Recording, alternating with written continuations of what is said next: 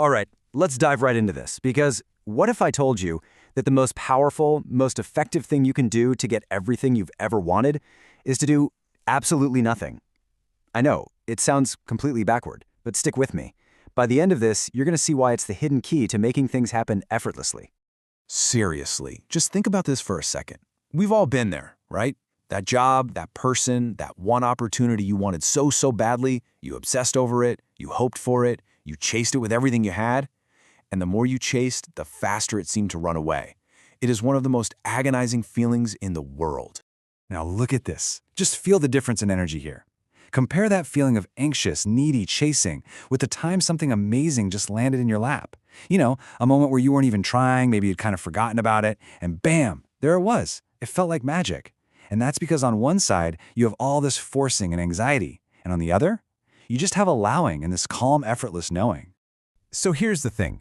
That difference, it's not a coincidence. It's not just you getting lucky. It's a fundamental paradox, a hidden mechanism in how our reality actually works that, honestly, most of us just completely miss. And this right here just nails the core concept. We walk around thinking we're just waiting for the world to finally give us what we want.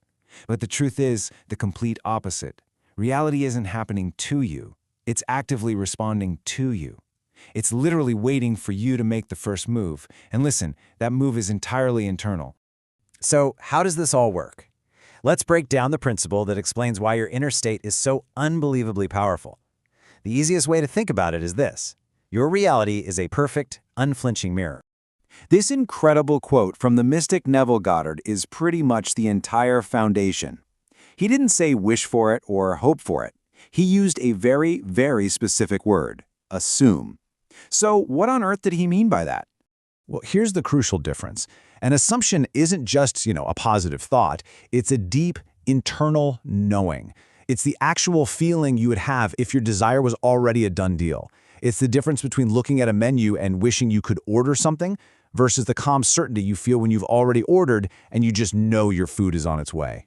And this is why doing nothing is the secret ingredient.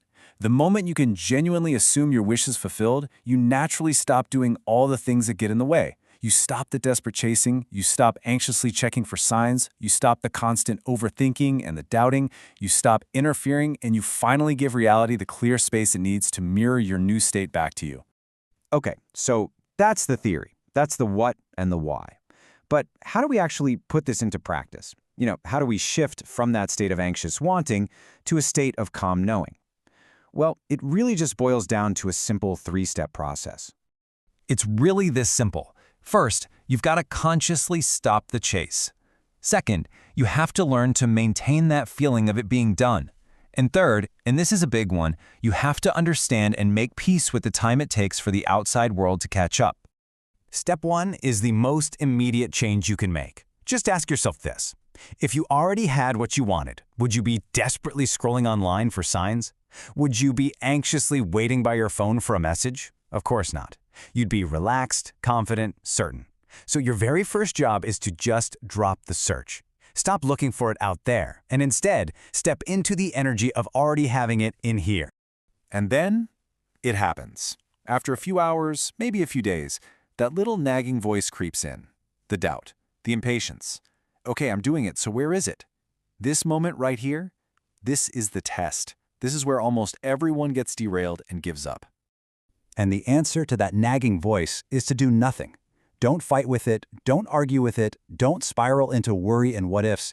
You just observe the thought and you let it pass without giving it any of your energy. By not reacting, you refuse to slide back into that old state of lack and waiting. And this flows perfectly into step 2, staying in the state. The real key here is to surrender control. See, most of us can hold that feeling for a little while, but we can't let go of the timeline. We need to know when it's coming and how. But when you can genuinely make peace with not knowing those details, you prove to your reality that you trust it's already done. And that, my friends, is true power. This final concept is so important for step 3. There's always going to be a space between your internal shift and seeing it in the outside world. This isn't a delay. It's not a test from the universe. It is an alignment period. It's just reality recalibrating itself to match your new inner state. Your only job during this gap is to keep living your life with the quiet confidence that it is already a done deal. You know, when you master these steps, your entire way of moving through the world just shifts.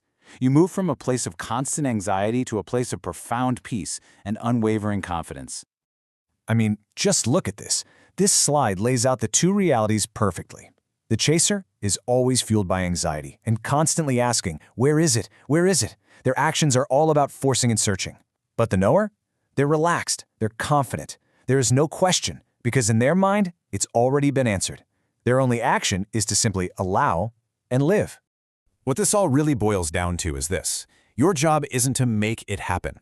That's the universe's job. Your only job is to embody the state, the feeling of the person who already has it. When you can hold that energy, when you can stop scrambling and forcing, reality has no other choice but to rearrange itself to match what you already know to be true. So that really just leaves you with a choice. You can go back to overthinking and second-guessing and chasing and waiting for the outside world to change first. Or you can do the most powerful thing of all, nothing. You can simply assume your wish is fulfilled, let go, and watch as everything you desire finally starts to chase you. The choice is yours.